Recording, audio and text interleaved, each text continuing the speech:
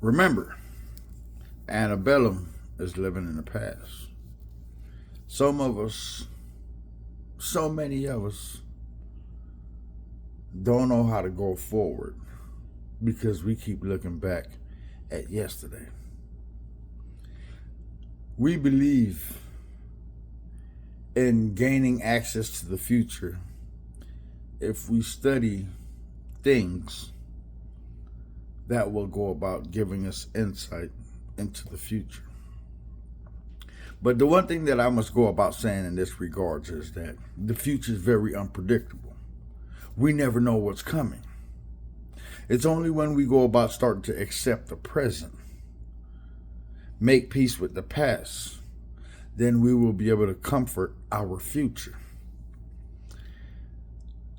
The one thing that I hope each individual goes about doing and implementing into their life is a reflective aspect in seeing how they're going about doing things, working on things, and best of all, how they're going forth and comforting themselves. Because yesterday's trauma still goes about awaiting you. What I mean by that is this. The old saying comes into play when we have the notion that once we have been exposed, once bitten, twice as shy.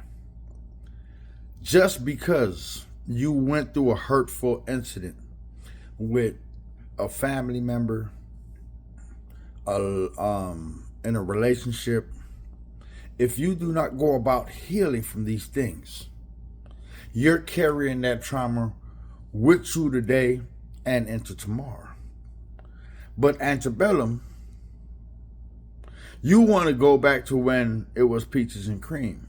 But the stage is to go about showing you that in order for you to go about growing, you must take evolution and implement it into your life. And in implementing that evolutionary process, you have to go about seeing what went wrong. So many times we have become comfortable in blaming other people. And in blaming other people why things went wrong, we have excused ourselves. You see, when we go about excusing ourselves and leave nothing to blame, or we had no fault or partake in whatever happened, then we cannot go about seeing that we had a part to play in what took place yesterday. Like there was this couple in a relationship.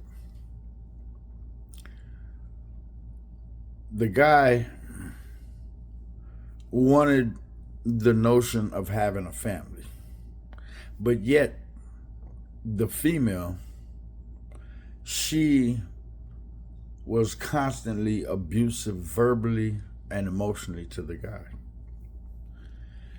But because this guy never went about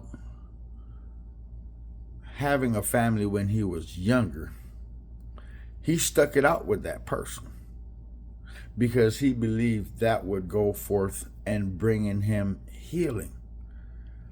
But what the guy failed to realize is a perception of love is not true love. Whenever we go about chasing something, it's only because we're hurting from what we're chasing. You see, the byproduct is that for an action, there's a reaction. So we must come to ask ourselves, are we going about doing these things out of love? Or are we just reacting to what was being done to us as not growing up in a two-parent household, being dirty by a partner in a relationship? Because the minute we come to go about realizing these things, then we could go about making that change and saying, nah, I need to stop what I'm doing. And by me stopping what I'm doing, it will go about building up the structure that I truly desire and need in order for me to go about being that person that could go about being comfortable going in the future. And being comfortable with going in the future, what awaits, I will then go about partaking, because you see, so many times blessings come around. And with these many blessings that come around, because we're not at a healthy place, we go about turning our face when God blows us a kiss. Because it's just ignorance that we go about displaying and fulfilling and feeling as if though it's the arrogance of stupidity. Feeling as if though we know better.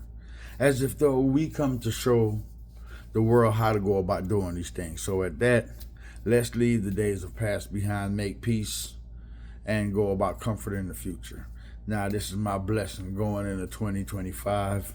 We got to be resilient and bend, but don't break. You already know.